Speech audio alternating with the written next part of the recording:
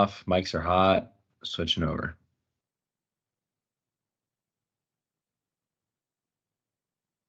Penn State beats West Virginia 34-12.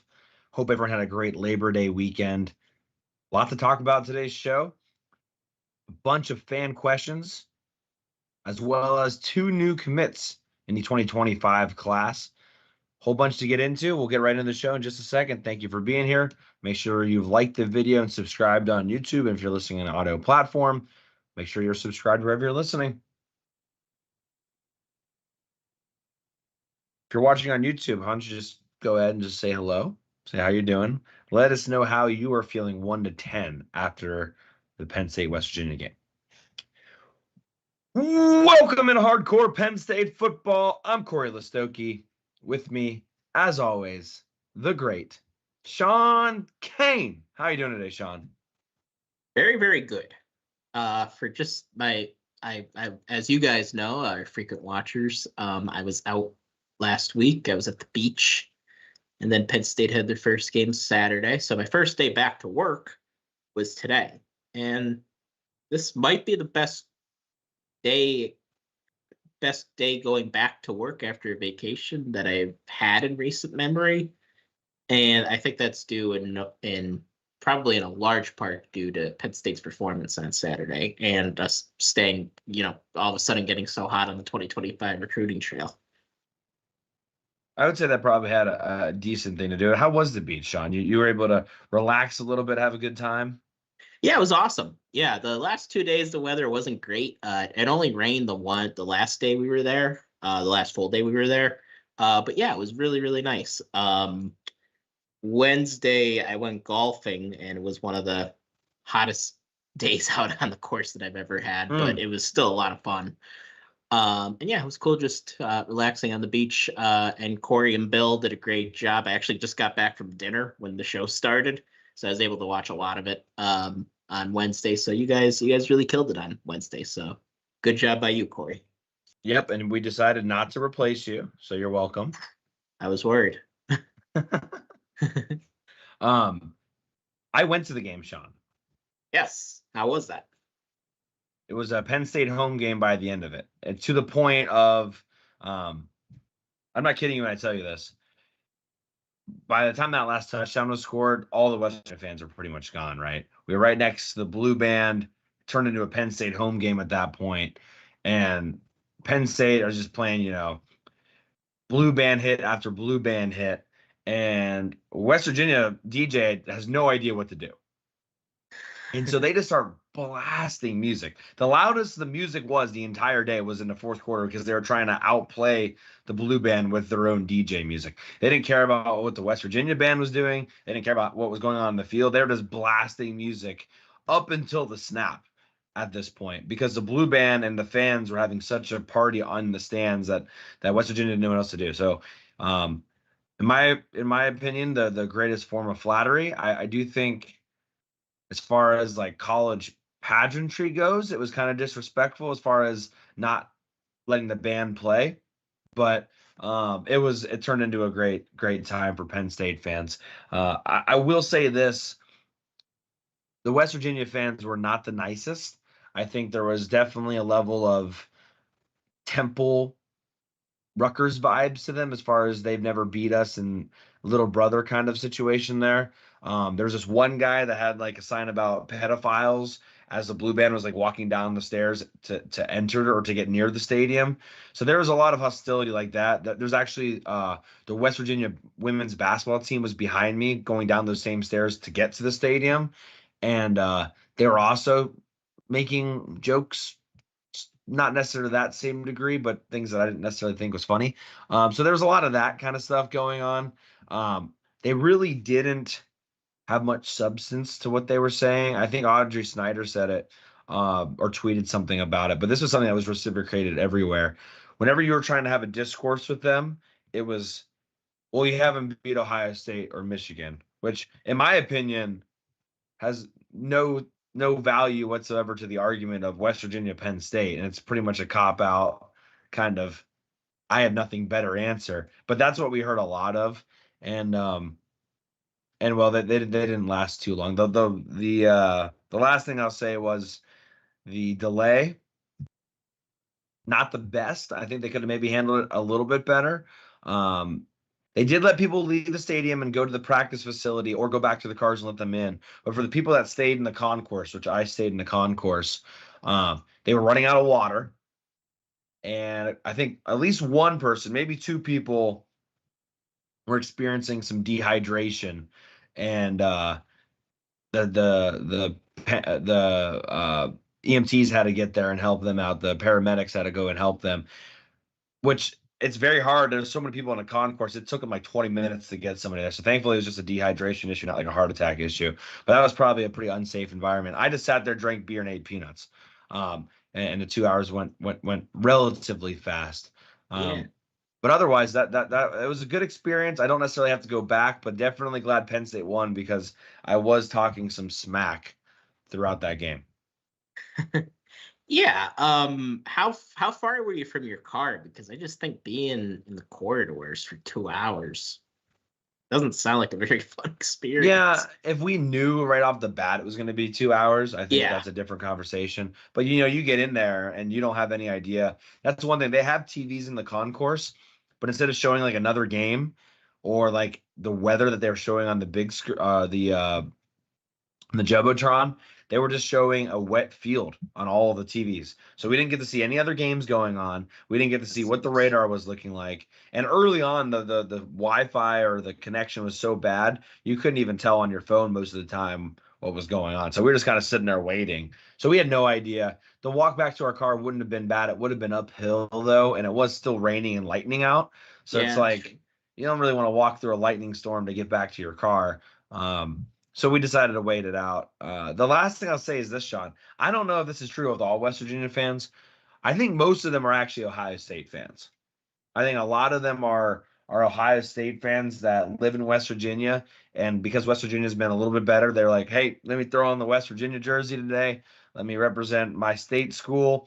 And worst case, I'll just, go back to Ohio State. Because the people sitting right behind us, because after the delay, the Ohio State game had started, kept referring to Ohio State as us and we, like we're winning or how are we doing? And oh, wow, they almost got us on this play because they're literally watching it on their phone. So I don't know if that's the case with all West Virginia fans, but at least the people behind us seem to be both Ohio State and West Virginia fans. Yeah, that is odd. And yeah, I think a lot of that, Cory, I'm sure you've heard the term that the kids use these days, cope. And lots of coping. Yeah, a lot of copium. And it sounds like they were really huffing it heavy, by saying things like, well, you won't beat Ohio State. It's like, well, dude, Ohio State's not in the stadium right now. You guys are. Can you see Ohio State in the room with you right now? Yeah. No, that's exactly right. That's totally irrelevant. Yeah, that's exactly how it felt. That's like Penn State fans saying to Ohio State after they beat us every year, oh, well, you won't win in the playoffs. It's like, cool. What does that have to do with anything? Exactly. Yeah, there was a lot of Drew Allar stinks early on in that game, and that was pretty much gone by halftime as well. That went away. The Garrett Green stuff cracked me up, right? Because they were like, oh, Heisman, this. When he missed that easy throw to the end zone on that near the goal line, like late in the game, and there's a little play action boot. I think it was 3rd and goal at this point. He did have somebody in his face, but all he had to do was just lollipop it over him, and he wasn't able to get the ball there.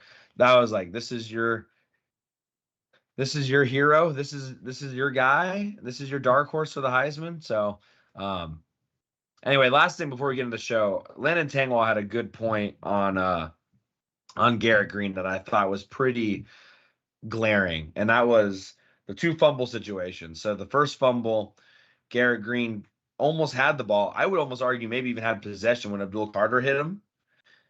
Abdul Carter's not going to get credit for a forced fumble, but I think he recovers it without Abdul Carter hitting him. Yeah. And didn't see that obviously in real time as well because it's a cluttered mess. But after that hit, he fumbles it. Obviously, Penn State recovers it.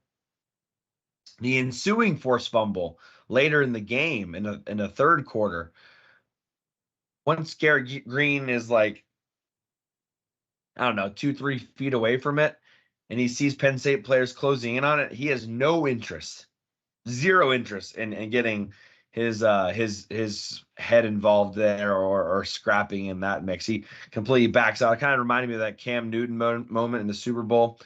The exact same vibes. And I guess, Shawn, at the end of the day, what I'm trying to get at is that Cole Country does indeed quit. He said it. Yeah. That play in particular, Abdul Carter made that happen. And I think it speaks to, and I know we'll be really getting into the game here eventually, but Franklin talked almost every press conference this summer about how physical the practices have been. And I think you really saw that on Saturday because the speed was on display, but the amount of physicality that Penn State brought to this game, I thought helped differentiate Penn State from West Virginia. And a play like that early in the game, we had just fumbled. That helped set the tone for the rest of the day and how everything was going to go. Absolutely. I will give myself credit for this. Last thing we'll say maybe before we get in the show. Again, we're going to actually talk recruiting real quick. We're going to go fan questions, and then we'll talk a little bit more and fill in the gaps where we need to. We just have so many fan questions today, and I think it's going to really kind of carry the show. So we're going to really lead the recap with the fan questions. But before we get to the recruiting, last thing I'll just say was on the play where Drew Allar where the bad snap occurred because the guy was clapping, I saw it right away, immediately. I think it was a safety. And I don't think, like, to be completely transparent here, I don't think that safety was trying to necessarily coerce the snap. Like, I don't think that was something they planned on doing. If they were, they did it really well, because I did go back and watch it again, and it just looks like he's kind of like, hey, let's go kind of thing. It didn't really seem like it was a, come on, snap the ball kind of thing, where he was doing it multiple times and trying to mess up the snap count. It literally just seemed more of it was like a let's go. But if you hadn't noticed, Drew Allar was doing two claps on his as well. And they were going on that second one. And so it was like a perfect rhythm, like the let's go to what Drew Allar was doing. And that ball snapped immediately after that. It was like the 1 second count, and then the ball snapped. I saw it immediately from where I was sitting. The West Virginia fans think I was going nuts. And then they thought for some reason I don't know why they reviewed that play, by the way, because they can't review the clapping. Yeah. But they were giving me crap saying, oh, they didn't clap. I'm like, no, I know for a fact that they didn't just snap the ball for no reason. I'm pretty sure I saw a guy clapping. But that was something I was able to pick up pretty much right away. And we'll probably get to the officials later on, Shawn, but not really sure, because the guy claps literally right next to the official. I'm not sure how that back judge doesn't see that or hear that. But but anyway, Dawkins hears it 12 yards away. He can't hear 3 feet away. Yeah, exactly. Yeah, and I think Joel Klatt and Gus Johnson missed it on the TV broadcast. They did. I saw it though on the replay. I couldn't see it live. But when I looked at my first reaction was, Jesus Christ, how do we screw this up? And then I saw in the replay, I was like, oh, they clapped. That's what happened. They threw the cadence off.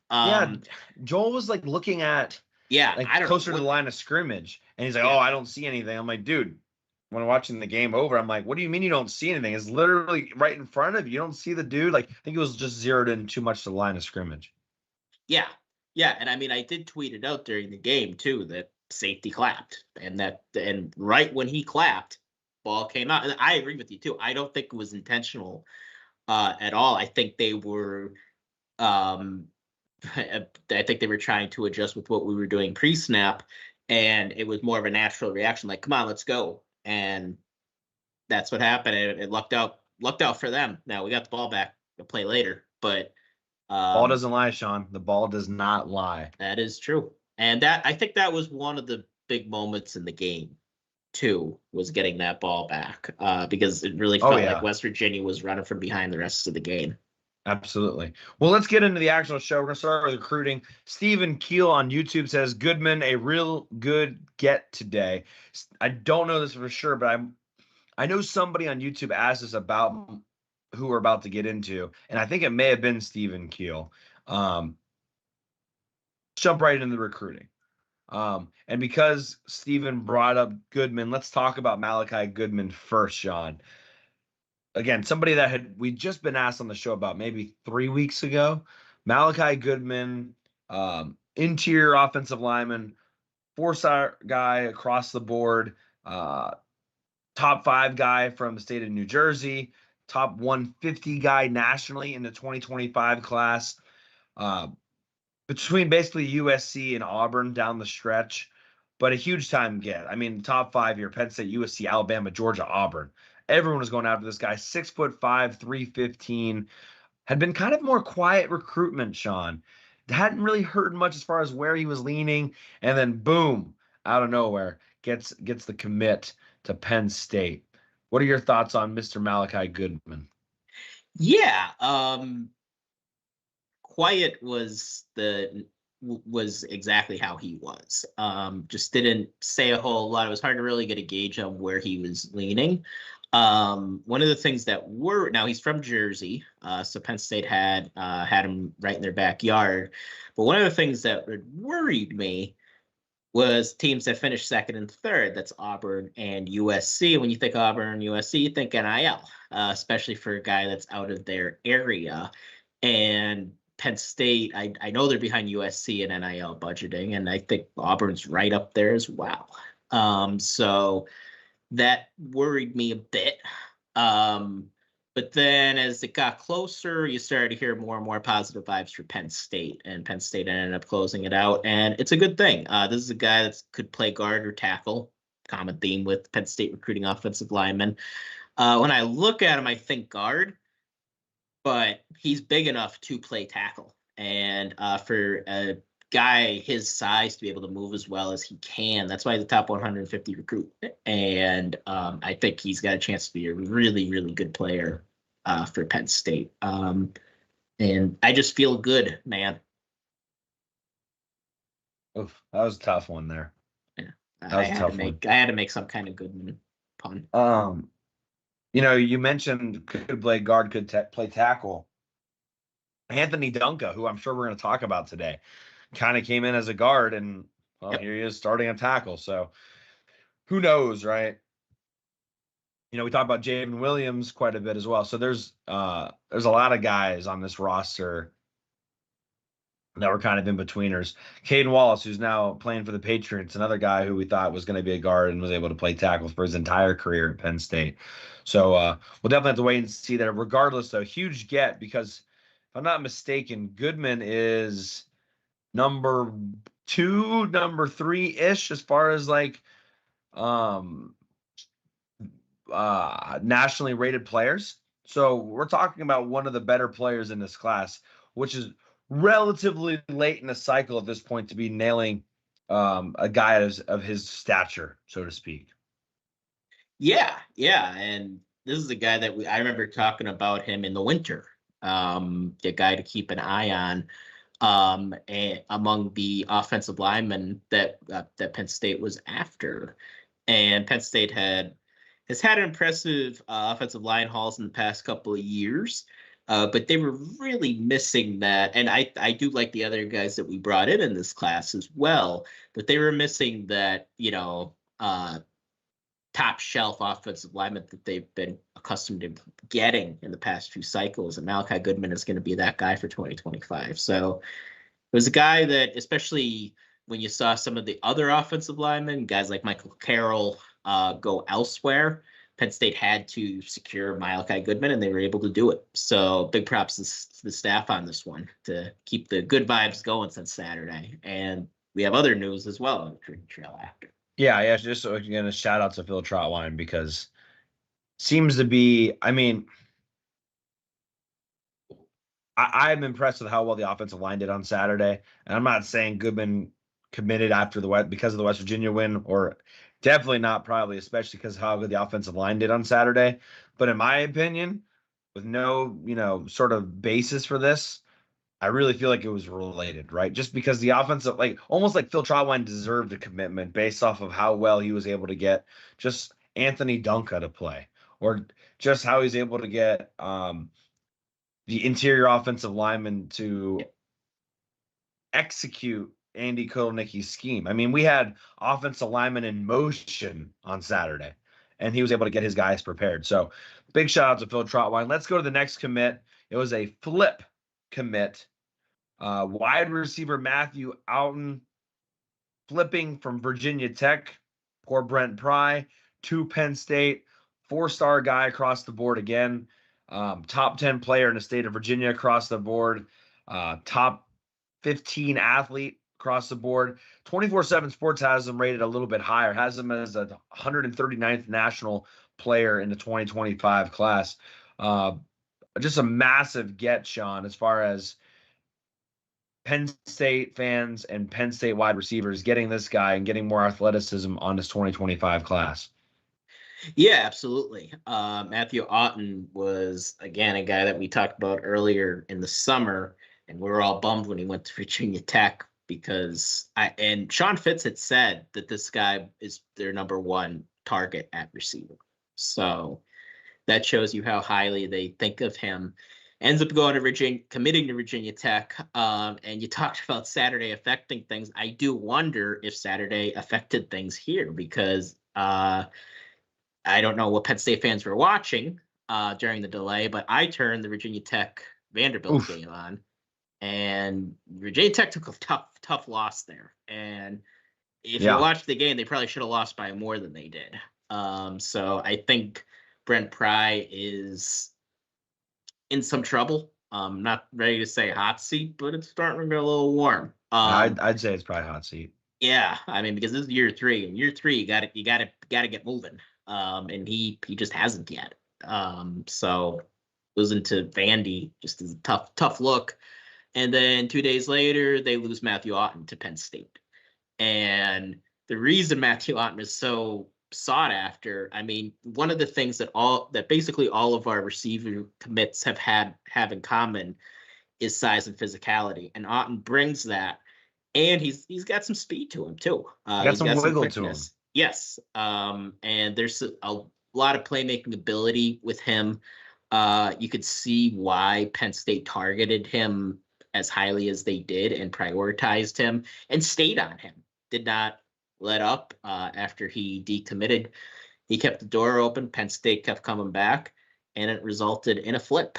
And we had discussed the importance of flipping with the receivers when we missed out on a lot of our top targets, and how we're going to have to flip at least one or two guys. Otten's one. I would like to get Lex Cyrus in this class as well. I still think that's definitely in play.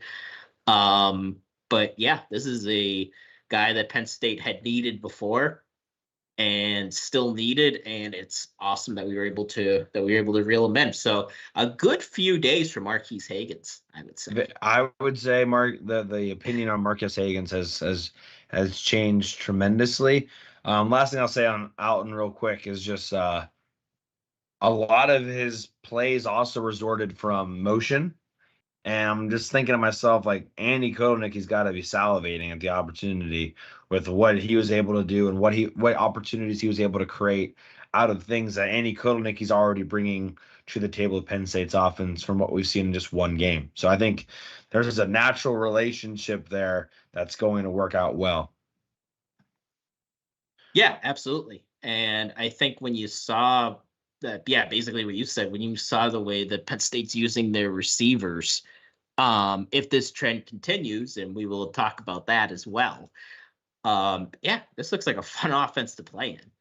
And Andy Kotelnicki, I don't know what his head coaching aspirations are. It seems like every time somebody does really good here, they get a job 5 minutes later. But if he sticks around for a few years, yeah, it's going to be a very, very fun offense to play in. And I think you're going to see more playmakers commit. Lambda on YouTube mentions that he also thinks that Malachi Goodman reminds him of Caden Wallace. So we got that going for us as well. And then Stephen Kill, real quick, Have you heard anything about Zahir Mathis flip? Emotep, defensive end. Been quiet. He did get back on campus. I believe, don't quote me on this, is he scheduled to come to Penn State in the fall? He might be. To be honest with you, I think that door is still open and Penn State is still very much in play. Yeah, I thought he had said something about wanting to get back on campus, but yeah. Again, he committed back in January. Very long time to be committed in the world that we live in now. But I think that's going to be one of those ones where it's just quiet and then it just happens. Yeah, I think he's the tradition, the old school people that followed recruiting for a long time will know the soft verbal. And that's basically when a guy is committed, but they're not really. And I think that's really what he is with Ohio State. I mean, if I had a gun to my head, would I say he'll end up in Penn State's class? I'd probably say no. Just because, yeah, when you're committed that long, it is harder to flip you. But Penn State does have the advantage of being 2 hours away from Philly. So, or 2 to 3 hours, depending on traffic. So that helps. And everyone's outside of Philly anyway. That is true. State College is outside of Philly. Is that outside of Philly or is it outside of Pittsburgh? Say it's outside of both. It's technically outside of Baltimore and Buffalo and DC as well. Just outside of Scranton. And Erie. No, that's not the case. Thank you for those questions there on recruiting. Let's get into some fan questions.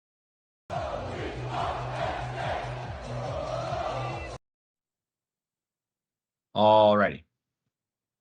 A lot of fan questions today, so we moved the segment up. This goes to show contribution or engagement in the show brings you, I guess, earlier in the show. So if you ask more questions, more of you will get a kind of a shout out, a little bit more love earlier in the show. So let's get to some of these questions, if we will. Shawn, you want to start good or bad? Because I got a whole host of good things to talk about here. Let's go bad. Bad. Okay. How about we start with this one then? This question here from Mark Thomas. If Xander Sahadak can't get his confidence right, what's next for the kicking game? Oh, and by the way, I also asked some of them, not all of them, or some of them responded, but I did ask everybody also, 1 out of 10, how are you feeling about Penn State now? Mark Thomas didn't answer that. He did ask another question, but we're not going to worry about that. Let's just focus on the kicking game aspect of this question, Shawn. Where are we at with the kicking game? Xander Sahadak did trot out there, made all of his PATs when they decided to go for a PAT, aka not the first one. Shawn, I want to know how upset you were with that in a second. But he did go out there also for a 46-yard field goal attempt. And at least from in person, I don't know if you could tell on TV, in person, it never had a chance. Right when I went off his foot, I mean, it was like, no, not even close.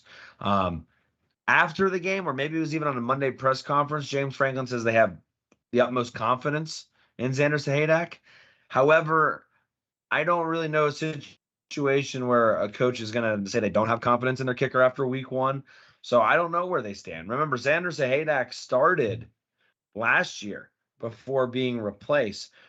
Do they roll with him at home and see if he's got a couple weeks to get this figured out? Or do they make the switch to maybe a Chase Meyer, who also did travel last week? Yeah, I mean, I think confidence with Xander is, without knowing anything, which I don't, but it just seems like when he gets to the game, something goes wrong in his head. Now, this was not an easy field goal, to be completely honest with you. It was 46 yards. 46 yards is tough in college. It's tough in the NFL. You see NFL kickers miss that all the time. But it was barely squeaking that extra point through. And then I think last season's probably in people's minds too. Now, I don't know how close things were in practice. Based on what Lustig and Franklin had said, it seems like things were pretty close. So, Yeah, I mean it is a concern, and I do think eventually they will have to look at somebody else. And Franklin did give him the vote of confidence. But again, how much is that really going to carry? Like how much is he's not going to be like, no, Sanders on a short leash. It's just not what coaches are going to say about kicking, which is such a mental position. Yeah, and one other thing too about the Shawn was they did say it was close, but they said the numbers are around like 84, 83, and like 82, which we're assuming is percentages. Like you would hope in practice we're in the 90s. If we're not above 90% in practice, I'm deducting 10% as far as what we're going to do in the game at the very least, right? So, and if that's with all kicks, what is their percentage outside of 40? Because just keep in mind, Penn State was at the 29-yard line on a 4th and 4 and decided to go for it instead of kick a field goal in the second quarter. That's true too. Which by the way, I don't think James Franklin got enough credit for that and going for it and then scoring on that drive. I think it was actually on the next play. But going for it there instead of trying a field goal was a very aggressive approach, but paid off big time to go up by 13 instead of maybe kicking a field goal or maybe even missing it. But how much did his confidence in the kicking game weigh into that decision? I don't know. I think Mark Thomas has a great question here. I would say Chase Meyer gets a look in these next couple games at home. I'd be very surprised if Chase Meyer doesn't have an opportunity. Yeah. I mean, I don't think the door is closed on anybody else right now. So Lambda says let's put our punter at kicker. It works in college football 25. He'll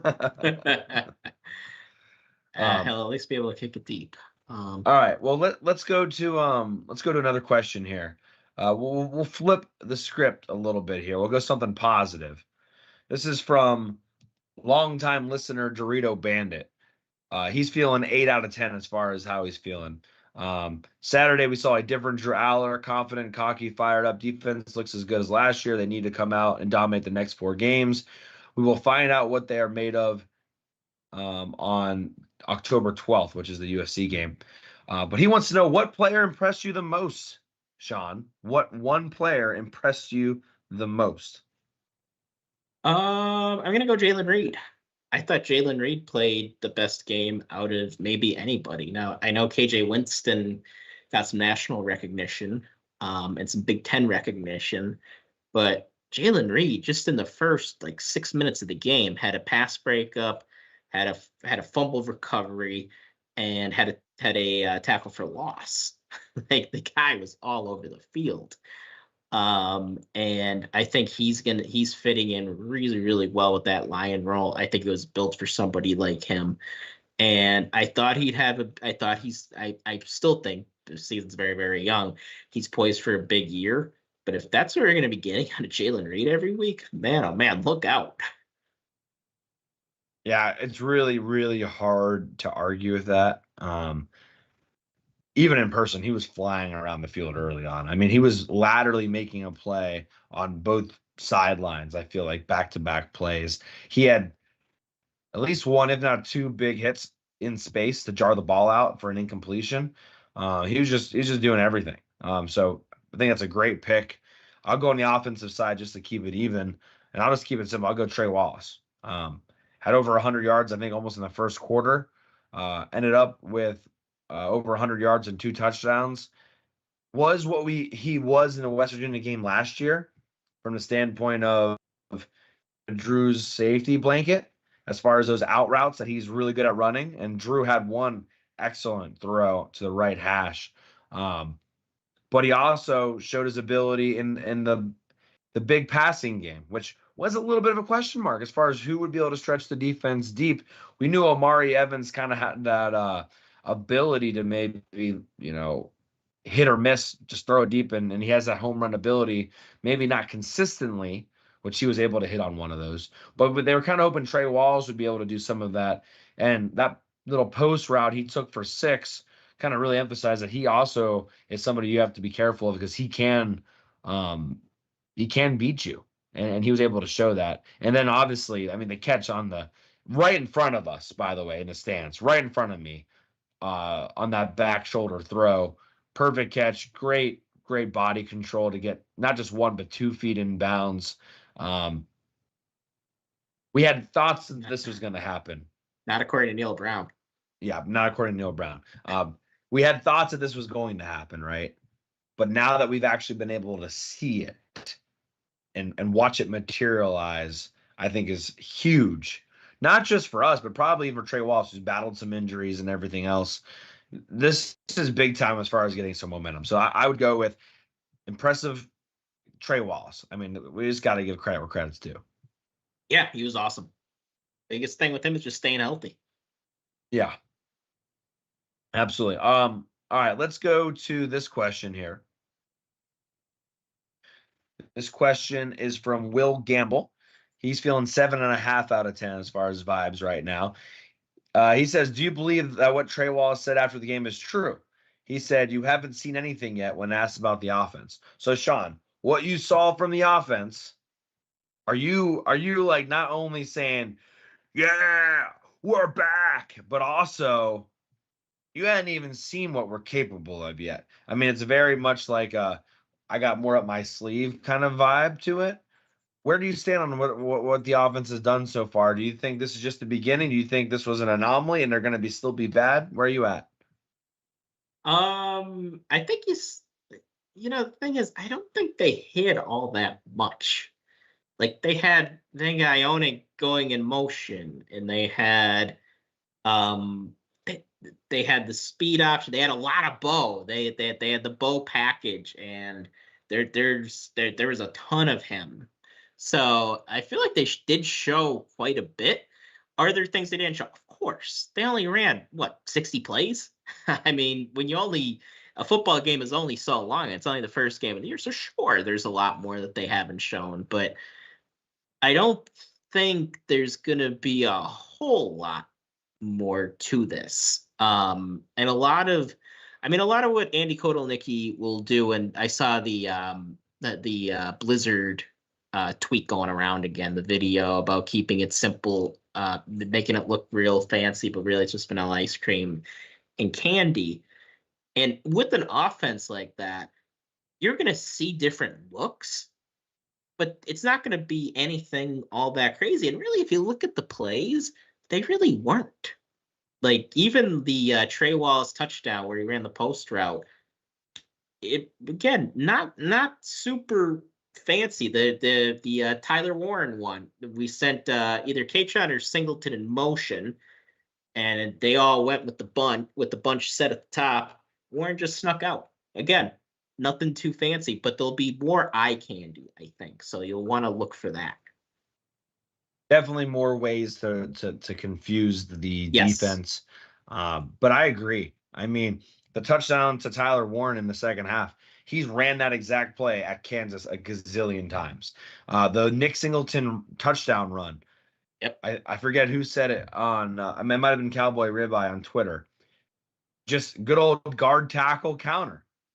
Yep. But you had the Omari Evans on the orbit motion, and it takes a linebacker out of there. And all of a sudden, we talked a lot about last year, the linebackers crashing down on Nick Singleton before he could even get through the hole. Well, when you have linebackers running out of the box, that obviously opens up more opportunities, and that's exactly what happened. So I think you are going to continue to see creativity. I mean, we even saw Nick Singleton take a snap. So they already got a lot out there. I think they did that for a purpose as far as you can't game plan for all of it. So what do you do? Remember when he was at Kansas, the first 20 plays when they played Texas were out of 20 different formations. So you're going to see a lot of things, but what coaches do is it doesn't matter what formation you're in. A lot of the plays can be run out of all those different formations. And so it's not, you're not asking for a lot. But I think specifically in the passing game, they only threw the ball, I think, 8 times in the second half, if that. I don't even know if they threw it that many times. They could have put up 60 points on West Virginia, I think, if they wanted to in that second half. I mean, again, Drew Allar's 3 touchdowns came in the first half. they were able to pretty much run the ball without even getting too fancy running the ball, basically at will. I mean, we haven't talked about Cam Wallace, but I don't think they showed as much as they had to, but I also don't think they were necessarily holding back. Yeah, I mean, a fourth of Drew's completions were touchdowns. So, I mean, they had no problem running the ball, but like you said, I think we were just trying to ice the game by the beginning of the fourth quarter. Like the game felt over after the Singleton run. Yes. So, I mean, that was really, I honestly thought I thought it was over after Trey Wallace scored that touchdown before the half, because it was 20-6. Yeah. Nothing that Garrett Green and the offense was. I was like, there's no way, unless we turn the ball over, there's no way that they're going to be able to go down the field and score 2 touchdowns and beat Penn State. And again, there's no way Penn State wasn't going to at least score one more time in the second half either. Like, I was like, this game's over. It's already over. And I think that's why most of the West Virginia student section also went home at that point. Next question from Maddie Ice. Do we expect tight ends to get more involved moving forward? I counted 3 targets altogether for the tight end room. Again, quick disclaimer, Khalil Dinkins did not play. We were expecting that if you were listening to the show on Wednesday or Thursday morning for you guys. I mean, look, they're going to go to Tyler Warren when they need to. And that's pretty evidently clear. He had the touchdown catch. He had the 4th and 4 play where he caught the ball. And then I think they targeted him one other time at least, where I don't think they had success getting him the ball. Or maybe it was to Luke Reynolds who they targeted too. Yeah. They didn't have Khalil Dinkins. I also think they didn't necessarily have to target the tight ends as much to have success. They were getting enough out of Trey Wallace that they felt pretty confident on the outside as well as the running game. I think there's going to be situations where there's going to be games where Tyler Warren probably has like 8 catches and 2 touchdowns.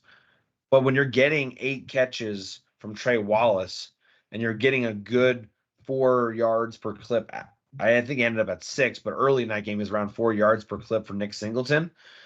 You only got one football. I know there's going to be another question in a second about Julian Fleming, but you got to feel good about how you're able to kind of pass the ball around. I know Clifford didn't get targeted either. But again, how do you target all these different guys? How do you get Trey Wallace his 8 catches? I think he had 9 targets on 8 catches, and let him be wide receiver 1. And then also make sure you get Tyler Warren 5 attempts and get Fleming and Clifford maybe 2 attempts each. And oh, by the way, you want to get Omari Evans at least 2 to 3 opportunities to just take over a game and still somehow give the ball to Katron Allen and Nick Singleton for at least 15 touches each. I mean, that's a lot of touches. I haven't talked about Bo Perbila yet. So there's just going to be games, depending on the matchups that you like, where they're going to be more involved or less involved. I think Penn State felt like their receivers were going to be able to beat West Virginia's secondary, and they were right. Games where maybe they don't feel as confident, say they were, maybe if they're playing Michigan and Will Johnson was covering Trey Wallace, I would say maybe you would see Tyler Warren be more involved. So to answer your question, yes, I expect him to be more involved moving forward. I think it's going to be very matchup dependent. Yeah, I agree with that. I think Andy Kotelnicki's going to use what he's got and when he has to use them. Tyler Warren's going to be a big part of this team. I still like my prediction that he's going to lead the team in receptions. I still like that even after this game. And yeah, I mean, Drew only threw the ball 16 or 17 times. And then I think Bo threw it, another 3? So they didn't have to throw the ball all that much. A lot of this was just on the ground. And in a situation like that, yeah, people aren't in general just aren't going to have many more catches. So yeah, you look at Liam Clifford, like you said, and you look at, and speaking of Liam Clifford, something that Corey and I in our group chat we were talking about, that the old heads will remember this. The stat about keeping Cliff's throws under 30.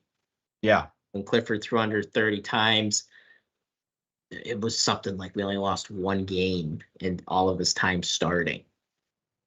that might be a very similar philosophy here. Try to limit the pass attempts, and that's nothing against Drew. Look at J.J. McCarthy last year. How many times did he throw the ball over 30 times? Not that many. And that's by design. And he was a first-round draft pick.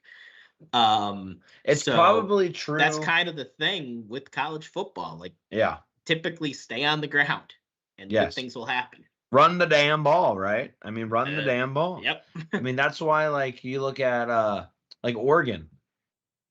For people that aren't aware, Oregon only beat Idaho 24-14 with a last-minute touchdown to kind of get that one some separation.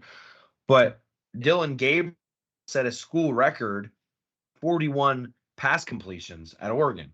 So they had to throw the ball literally just to beat Idaho. They couldn't run the ball, which to me is red flag, red flag, red flag, by the way. And hint, hint, nudge, nudge, maybe take Boise State to cover this weekend.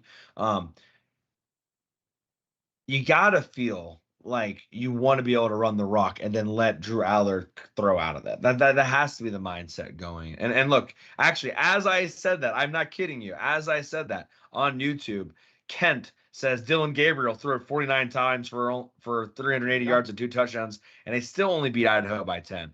Our offensive balance is very great right now. Ken, I don't know if you're subscribing, but the fact that you and I just said the same thing at the same time, I feel like that demands a subscription on YouTube, because that is awesome that we are both thinking the exact same thing as far as what a healthy offense looks like. Healthy offense in college football, and I would probably argue even in the NFL nowadays, has your quarterback throw it less than 30 times, realistically. Let's move on to another question about throwing, because we got this a lot, Shawn.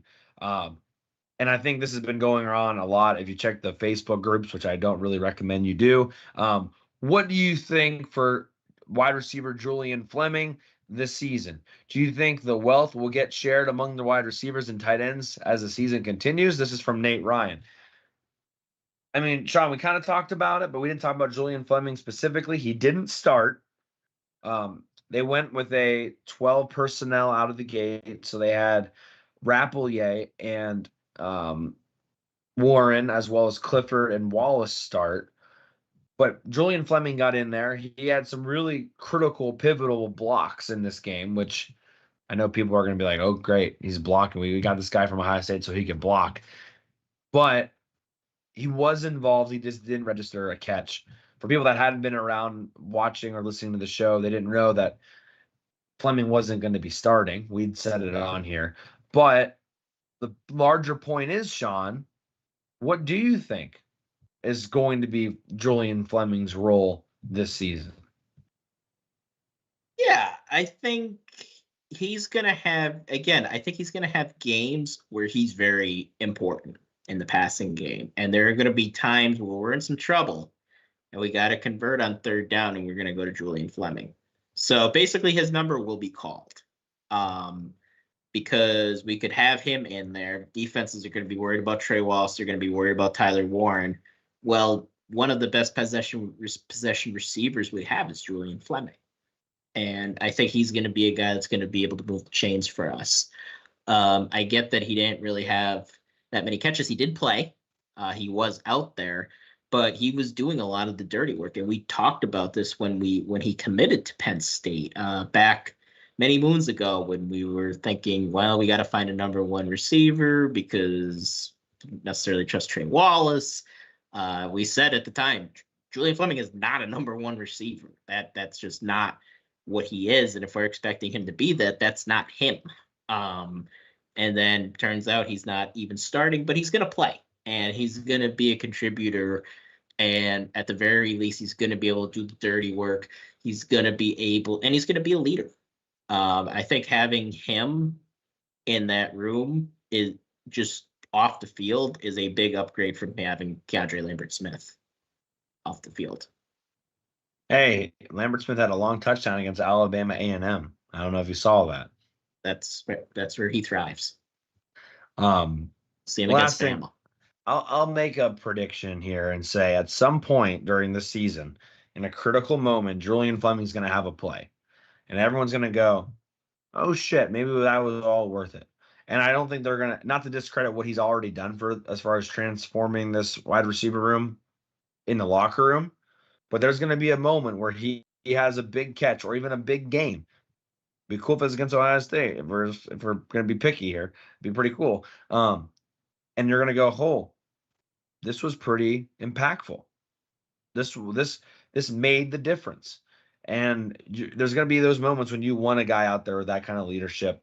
And I think his best moments are yet to come. Yep, same page. Okay. We're actually burning through these questions pretty good. Let's go to this question here. From our friends at For the Bloggy, good film room this week. If you haven't checked it out, they go through some of the bigger plays on how they happened. Recommend you check that out on YouTube. Speaking of film room, probably tomorrow night, probably have a little late night film room for you for the West Virginia game on X only. So make sure you're following us on Twitter, Hardcore PSUFB. We'll get back into those like we did last season. But for the bloggy, their question, what surprised you the most on Saturday? As in, what off-season discussion, preseason narrative was totally turned on its head? Shawn, do you want to go first? Do you have one in mind? I do. I got to say the coordinators, both, we'll say all three, but especially Tom Allen and Andy Kotelnicki. I did not, and part of the reason I expected this to be a close game was you're breaking in two new coordinators. And Andy Kotelnicki, Tom Allen, I have a lot of respect for both of them, but I've seen this happen before, and usually that first game or first couple of games, things aren't very pretty, especially if you're playing against somebody pretty good. And I do think I still think West Virginia is a pretty good team. You think back to Purdue 2 years ago, Penn State's defense really didn't play that well in that game. Gave up 31 points, 7 of them were on a pick six, but they didn't play well. They gave up a lot of yards. So, and you just didn't see that on Saturday. The style was different, but you wouldn't think that it's almost to the point that you wouldn't even know that Manny Diaz wasn't there with the aggression and the speed that Penn State played with. Now, played a lot more three safeties than Manny. Forced 3 turnovers. Yeah, and they kept forcing turnovers. Had a couple sacks. They were behind. They got them behind the line of scrimmage a few times, and they played better. The defense played better in this game than they did last year against West Virginia. Everybody, not that they were panicking, but people were kind of disappointed with the defense after the West Virginia game last season. Not this year. They were, and Franklin, this was the first thing he highlighted in his press conference was they played better than they did last year, and that is very, very true. And on offense, yeah, similar story. We wanted more fireworks. We got more fireworks already. Now, I have questions about how good this West Virginia defense is going to end up being. But they're supposed to be improved. They had almost everybody back, especially their best players. And they didn't bother Penn State. So I would say how prepared the coordinators had Penn State for their opener. Got to give them an A+ on that. Really good point, Shawn. I like where you went with that. I'll just keep it a little bit more simple. I'm just going to go with specifically the right tackle position. Yeah. Going into it, I was under the impression we were going to probably see 2 series for Dunca, 2 series for Nolan Rucci, and they'd kind of go back and forth. They gave Anthony Dunca the entire first half, and he played a lot of snaps. I thought Dunca was going to start, but I didn't think he was going to get that much of a starting. And maybe it's because he was doing so well, which they both did really well. So that was something that I'm not going to say that it's completely over as far as the preseason narrative of the right tackle position being a concern.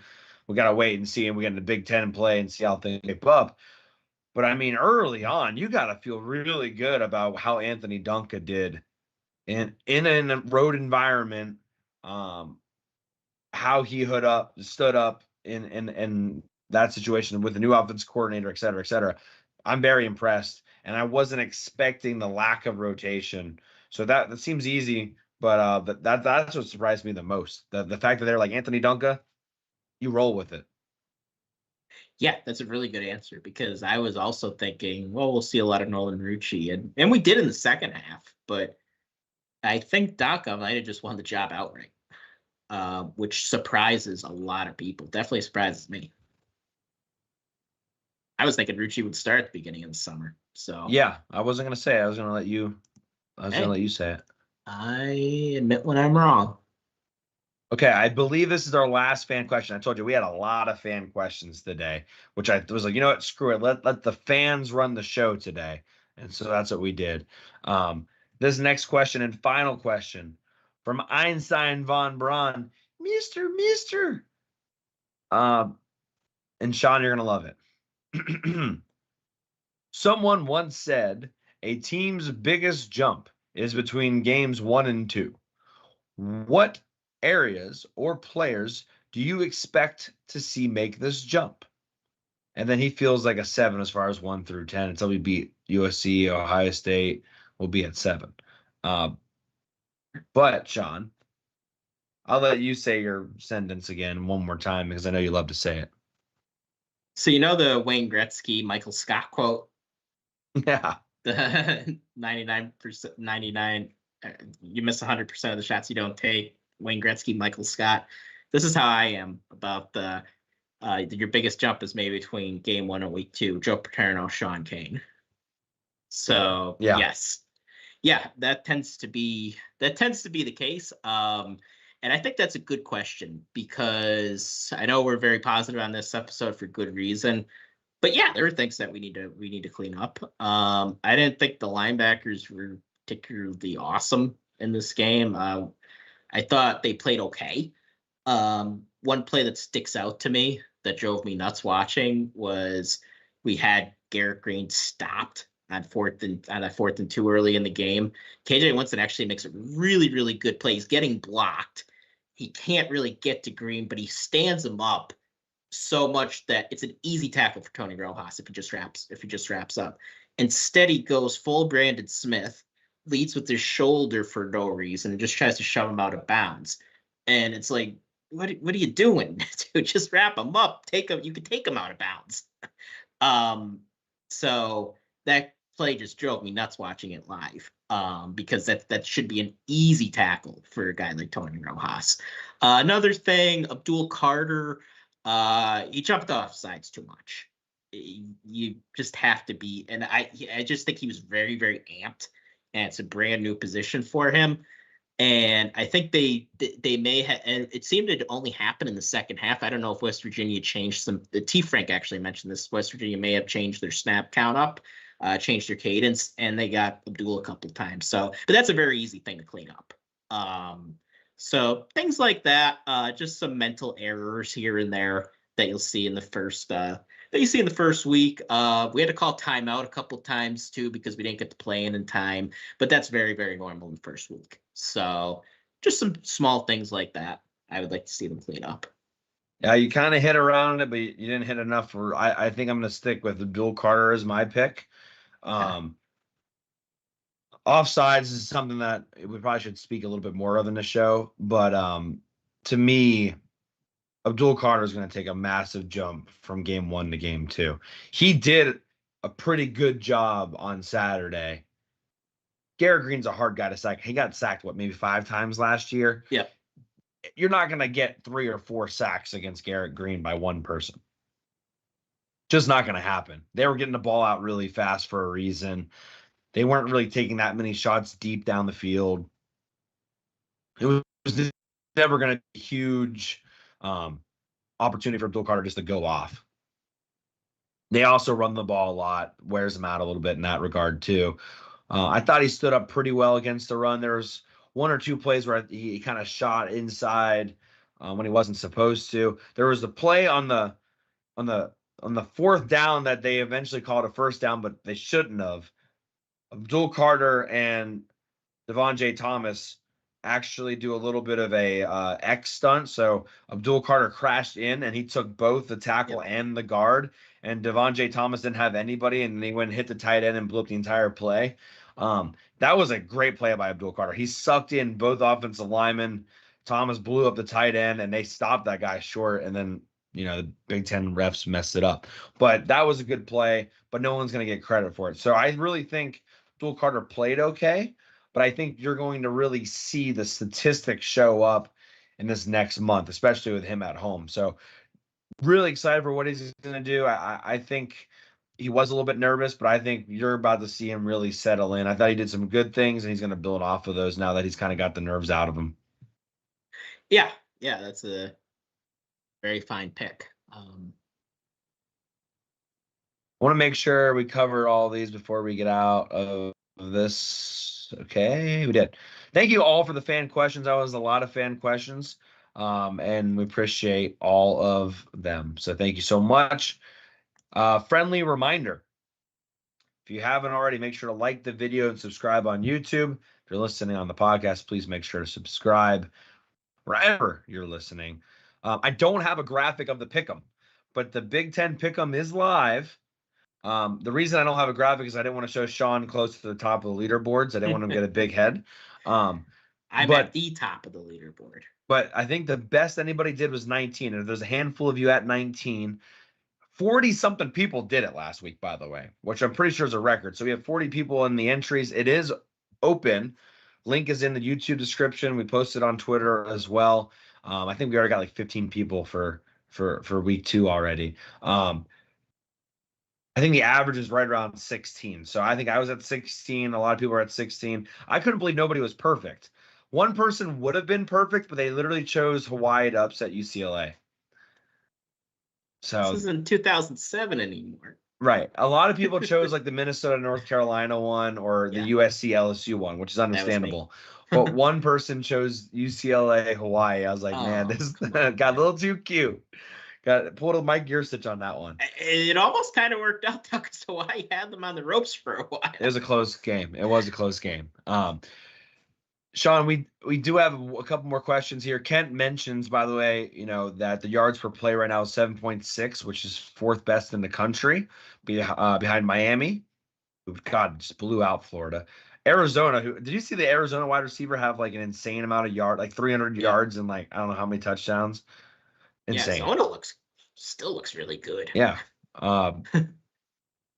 Alabama, also high up there as well. Tim Ray says the interior defensive line is going to be a problem in a good way. Very impressed there. Keziah Izzard played a good game as well from what I've been able to watch so far. Zane Durant had some good moments. Devon J. Thomas also did some good things. Feeling pretty good there. Lambda said, but Hawaii almost beat UCLA. Hey, maybe we found out who did it. Maybe we found out who did that pick 'em. We do have questions from James Noter, a.k.a. the Sour Patch Kid himself. And this is a good segue into what we wanted to talk about next, Shawn. We got a long way in the show and haven't really spoke about Drew Allar very much. What did you make of Drew Allar's confidence and leadership to open the season compared to last year? Yeah. Now, of course, Drew looked awesome last year in the West Virginia game, too. We'll get that out of the way. But it felt different because he was playing with that swagger, like that stiff arm, that talking smack. That's what we wanted to see. And last year, I've said it on here a ton of times, he almost looked robotic out there and too afraid to make his mistake and a little tentative, little tight. I didn't see that at all on Saturday. And it was beyond just the body language, too. It was the level of difficulty these throws were. We talked about him wanting to see him throw with more anticipation. You saw that. He was throwing to spots more. He wasn't just waiting for guys to get wide open. There were some throws that, like the touchdown to Wallace, the first one, if he throws that a little to the left, that's going to get picked off.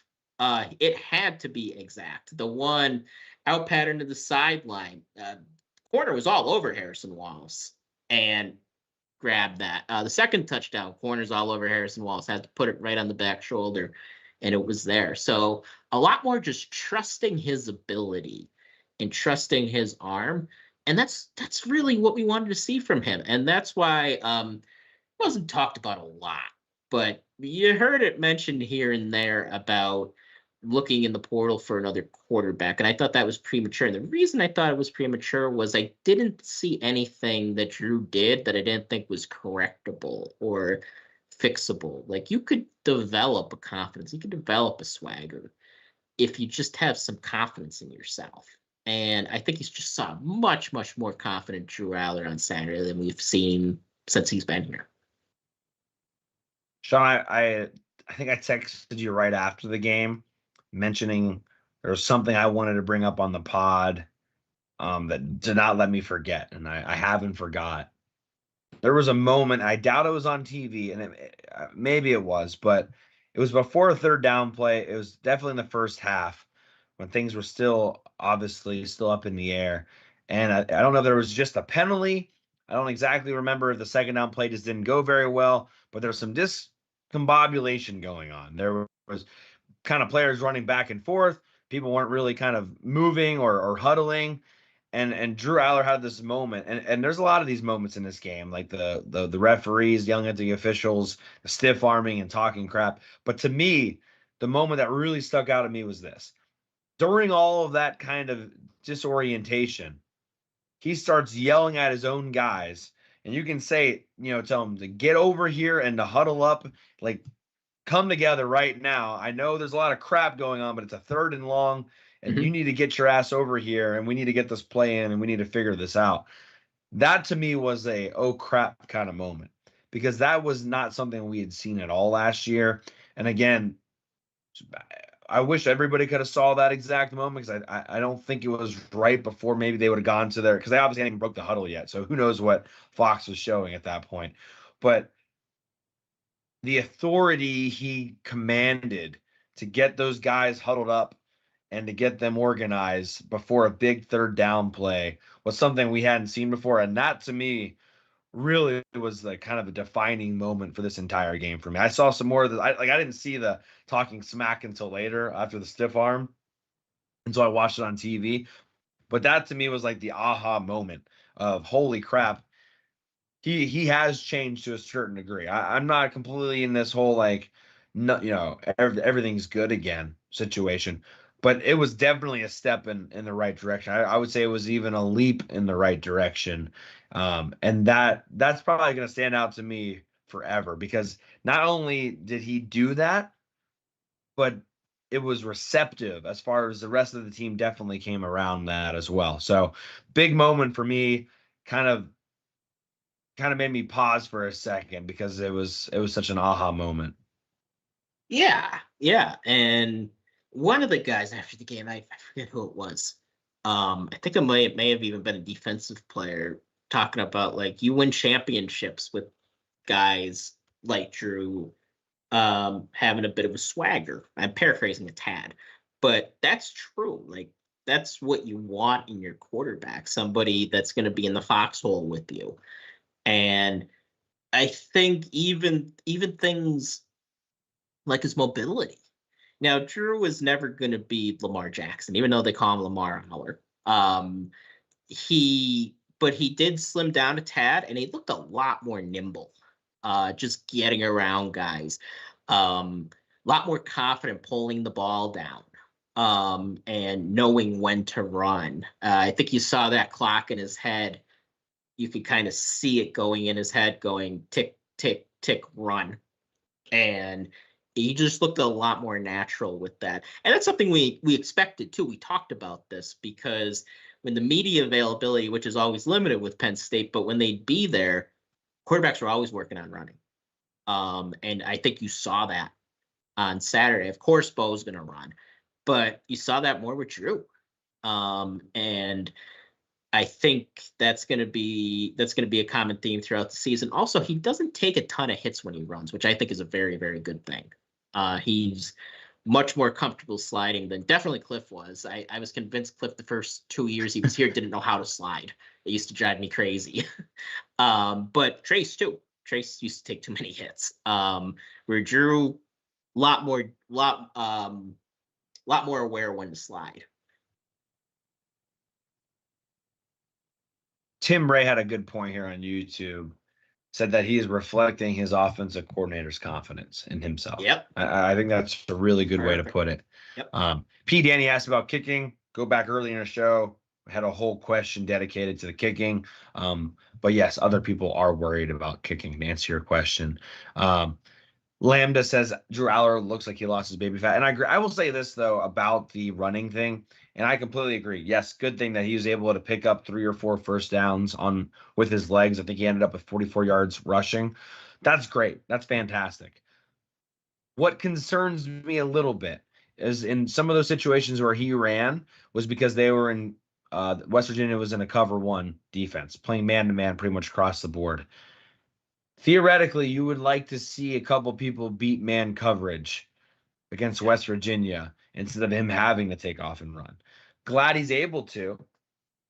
However, against the Ohio States of the world, if that's what the barometer or the benchmark we're always looking at, which I don't necessarily like to do, but if that's what we're going to set the bar to, he is not always going to be able to outrun defensive linemen against elite competition. Right? Like he's not going to be able to do that. So those 16-yard gains may only be 6. The one where he almost backtracked and he only ended up getting like 4 yards, but it was at least positive versus what was going to happen. That one happened in the third quarter. Yay, that's good against Ohio State, probably still a sack. So there's still some, okay, good, but why did you run? Was it more of a detriment to our receivers not getting open? Because we talked a lot about the good of the receivers. I still think there's some growth needed there where Drew Allar, you were hoping, probably shouldn't have had to run for 44 yards against this West Virginia secondary, and you would hope your wide receivers get open a little bit more. So that's one caveat to all this. But for week 1, you'll survive with that. No, that's an important point too. And we talked about how we're going to have to use guys. There's going to be times where everybody has to step up. I wish more receivers were getting open, because from what Cory told me, and there really wasn't a lot of separation on Saturday. Like, even look at the throws Drew was making. A lot of them, the windows were very small. Now, difference from last year, he just wouldn't throw the ball last season. He just wouldn't throw in those tight windows. But you would like some bigger ones. You would like not every throw to have to be super precise, because, a few of those balls will be picked off from time to time. The other team has good players too. Not every ball is going to be right on the money. That's just the nature of football. That one to Wallace that I mentioned earlier was perfect. And I was like, what, on 3rd and 14, 3rd and 12? I mean, it was a laser, and it had the only place it could be, it was. So you want to see some cleaning up there. You want to see them, and like I said, Lambert, yes, it is true. It is good that he's able to be a solution to the man coverage, but you're not always going to be able to outrun those defensive ends. And like Drew Allar, I think Joel Klatt on TV said he's sneaky athletic, and that's a good way to put it. He's going to outrun defenders probably against all of the opponents except for maybe 2 or 3 this year. And so maybe that's enough, right? But you would like to see the receivers continue to develop in those man coverage situations. And I'm sure Andy Kotelnicki will file in some more man coverage beaters along the way. Somebody asked about Tyler Warren's involvement earlier. I think Tyler Warren in those man coverage situations are somebody you target a little bit more outside of Trey Wallace, perhaps getting taken away by the number 1 corner. No, that's true. Yeah. Warren, I'm not worried about. But it's everybody else. I have some random notes, Shawn, if you want me to run through some of these. Let's hear them. The offsides penalties, we talked about a decent amount, but a lot of them, I thought there's a couple times where the tackles were moving and they were missing it, and that's what was making our guys go. But they were offsides way too much. It wasn't just Carter. Vanover jumped twice as well. Vanover. So it's definitely some improvement there. We didn't mention it, or maybe you did mention it, but KJ Winston didn't get Defensive Player of the Week. That forced fumble, didn't realize his forced fumble that was recovered by West Virginia, but his strip was fantastic on Gary Green on that play. I didn't see it in real time, but holy crap, was that fantastic. I wanted to give credit to somebody who if you've been listening to the show for over a year, know I don't typically like. Tyler Elsdon on the 3rd and 1 before the first stop on 4th down, the 3rd and 1 play, before they tried to do the QB sneak and they didn't get it on 4th down. That 3rd and 1 play, Tyler Elsdon stood up Donaldson right in the hole. Just downhill, smacked him in the mouth, stood him up, got some help, and they stopped him on 3rd down. Oh, you know what? That might have been the play right before Rojas missed it, actually, in hindsight. Now I'm thinking it back. But still, that 3rd down play was fantastic by Tyler Elsdon.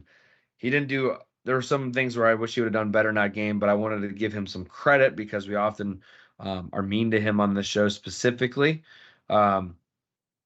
Mentioned the ball placement being perfect. You mentioned the anticipation. I wanted to mention that. Shawn, I wanted to get your quick thoughts on the fake PAT or the decision to go for it. I don't know if anyone's asked him specifically yet, but I'm assuming it wasn't designed if they saw something they like. I don't know if we ever got any feedback on that. Yeah, I hated it. I don't know why you go for 2 at that point. Our buddy Mike Higgins made a good point. That was definitely something that they had planned since the spring. That first touchdown, we're going to do this. I don't get why you do it at that point, though, because you only go up. It puzzled me. I did not like it. If they make that, if they go for 2 and they make it, they don't have to score the rest of the game and they win. Oh, I guess not. Well, almost. Well, if the officiating was better, yes, that would be true. But yeah, I mean, I don't know why you go for it at that point in time. Why not just save that play that apparently they love for a time where we'll need it? I don't know. Yeah, and honestly, I think the best play would have been Xander Zahadak actually rolled on the backside for a throwback, and the safety was kind of in the area, but I think they Bo Burbilo would have had the arm strength. I don't know if Xander Zahadak can catch like an actual throw that's not a lob, but yeah, it wasn't great. Let's talk about those officials real quick. I don't want it to be stand on a soapbox a little bit too much here, but just to kind of clear the air. So we had the 4th down play that was just atrocious. I mean, that was I knew it was bad in person. They didn't show it a lot of replays because why would they, as far as West Virginia goes? But then watching it on TV later, I mean, Joe Klatt gave him hell for it. That was terrible. That was terrible. I mean, I don't know how they missed that. That was awful. Ended up being okay long term, but that was terrible. The touchdown at the end, clear as day in person. I saw it. He's like, oh, he's short. I saw his shoulder hit before the end zone. Don't know how that didn't get overturned. Don't know if that just felt bad at that point, but that was 4th down, so that would have been a turnover on downs. To me, that was a huge miss as well. That shouldn't happen. My concern about those, Shawn, was that they were reviewed. So what are they doing in the booth to get those wrong still? Okay, whatever, you're not sure. Let's just set it up. We'll figure it out up there. How do they then get it wrong once they've taken a look at it and everyone else in America knows that it's incorrect? Yeah, good question. As a strong proponent of instant replay, the best argument against instant replay is they still get it wrong a lot. And then it just delays the game and we're still with the wrong result. Like I said, I still think the good outweighs the bad with it, but yeah, I understand that argument. The 4th down play, I mean, I didn't even think was close. It was to the point that I said, all right, they're going to overturn this. And then they just didn't overturn it. And then the touchdown, thought the same thing. There was also one where they waved it. They picked the flag up on a blatant interference. And all right, if you're going to wave it, typically if you're going to pick a flag up, that means a penalty didn't happen. They got it wrong. But no, it clearly happened. And they still picked the flag up. And then takes me to Neil Brown. So Neil Brown, oh my God, does this guy ever stop playing? Last year it was about running up the score after he burned all his timeouts. This year, this guy has the gall to complain about officiating in a game that he just lost by 22 points. 9 of which were handed to him. He complained about Harrison Wallace allegedly not catching the ball. That's a catch. There was a very similar play from West Virginia too earlier in the game. Receiver laid out for the ball. I thought he caught it because he kept possession of the ball the whole time. It moved a little bit, but when I looked at that, I thought catch, especially if they called it on the field. Harrison Wallace, ball moves a tad, never lost possession of it though. That's a catch. And then he complained about the push-off on the Omari Evans big gain. And was there a bit of a push-off? There was. But also the reason they didn't call it was the West Virginia guy was holding him the whole time running down the field. And then what typically happens in a situation like that is they go, well, both the guys were going at it. I'm not throwing a flag. That's what happened there. It's just like, it's such like loser mentality to complain about refs after you just got waxed in the game. I agree. I don't even have anything to say on Neil Brown. I don't have much more to he say got rid on of his him. goatee too. 2 touchdowns of less or of at least 40 plus yards, Shawn, on Saturday for the offense. Don't quote me on this stat, but they had 4 plays of at least 40 yards. They only had 8 last year. Oh. Yeah, I don't think Nick Singleton had a run over 30 last year. I think he had 1 40-yard run, I think, is what someone said. Oh, I think against Michigan, yeah. Yeah, Michigan State. He had a long run. Yeah, against Michigan State. I think that's it. So he's already off to a better start. And I mentioned giving James Franklin some credit for going for it in that 4th and 4 at the 27-yard line. That would have been a quick math there. That's about a 45-yarder. So yeah. So I'm guessing unless it's a chip shot, and then at that point they're gonna have to be. I feel like they're gonna go for it a lot, right? Like if the 3rd down play was positive, and are within like 5 yards, I could see them going for it in the maroon zone or the red zone. If they lose yards on 3rd down, okay, and it's inside of 30, inside of 25, maybe they'll send them out there. Kind of like Bill O'Brien after the Sam Ficken debacle. Bill O'Brien was going for like a 4th and 13 there. Yeah, for a little bit. He was ultra aggressive. Hey, shout out to Bill O'Brien for beating Florida State. Florida State's 2 losses now. Those are all the notes I had, Shawn. We will have one final thought on Penn State, West Virginia on Thursday's show. So there's still time to discuss this. We have Bowling Green on Saturday. So I know Penn State has to prepare as if it's Ohio State, but we don't have to prepare as if it's Ohio State. I think the SP Plus rankings came out, and Bowling Green is like 94th and Penn State's like 4th. So from a stat perspective, Penn State's going to be heavy favorites. I think they're 32.5-point favorites. Are you taking them? I already put money on that one. Yeah, to cover. Yeah. Oh, we just gave our predictions away. Yeah. Sorry. Penn State, by the way, is now in the last 25 games that they have been favored by a touchdown or more. They have won, and they have covered the spread in 20 of those games.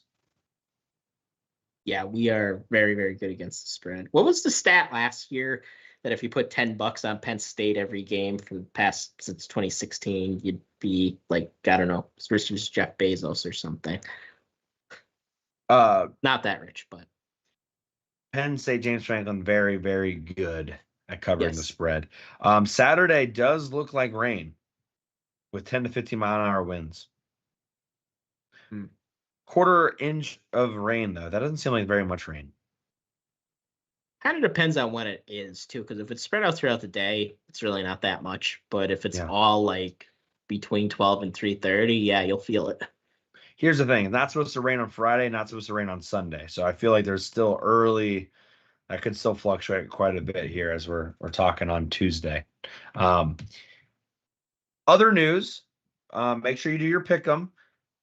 Cory Geiger will be our guest picker for our Thursday's night show. We'll have Cory Geiger back on the show as the guest picker.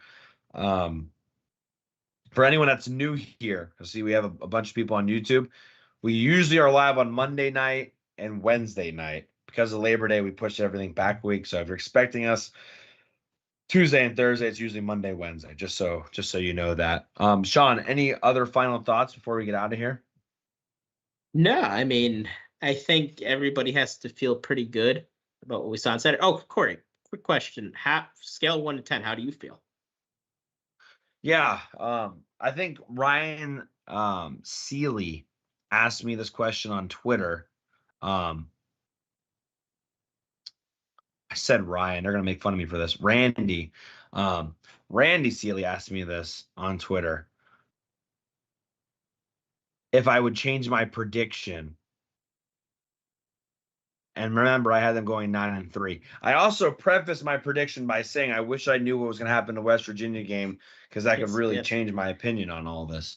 That being said, I have changed my mind on this offense after seeing them play West Virginia. I would still like to see them continue to play before I completely eat crow on this, especially since USC looked pretty damn good the other night against LSU.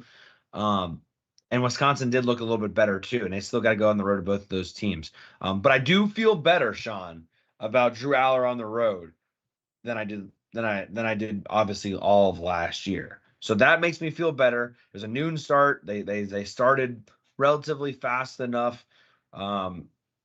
I do feel better. I don't know if I would put a scale 1 to 10, Shawn. I'd still probably say I don't know.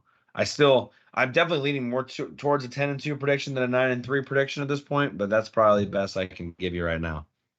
Well, you asked the people 1 to 10. God. I will say the defense played better than I thought they would. So I'll give you, you know what? I'll give you an 8. How about that? An 8. Okay. That's what I would say too. I expected a close game. It was not a close game. So I don't know how I wouldn't give it at least an 8. Like I said, some things to clean up, but I feel pretty darn good right now. Ken on YouTube, just to wrap things up, said Bowling Green had a kickoff return. It's about the only explosive thing that happened in their game.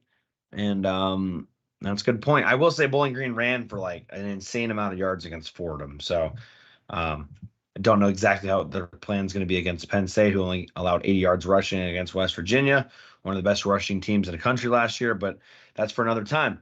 Shawn, I had an over-under on, I think, an hour and 15-minute show. Not sure exactly where we're going to end up coming in, but relatively close. But if you don't have anything else, we can get out of here. Yeah, I think we're all good. Okay. Thursday night, 7 o'clock, Cory Geiger will be joining the show as our guest picker.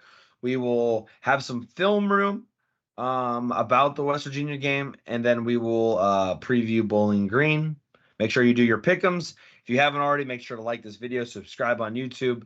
Make sure you're subscribed wherever you're listening on podcast form. We will talk to you on Thursday. That's Shawn Kane. I'm Cory Lestochi. You've been listening to Hardcore Penn State.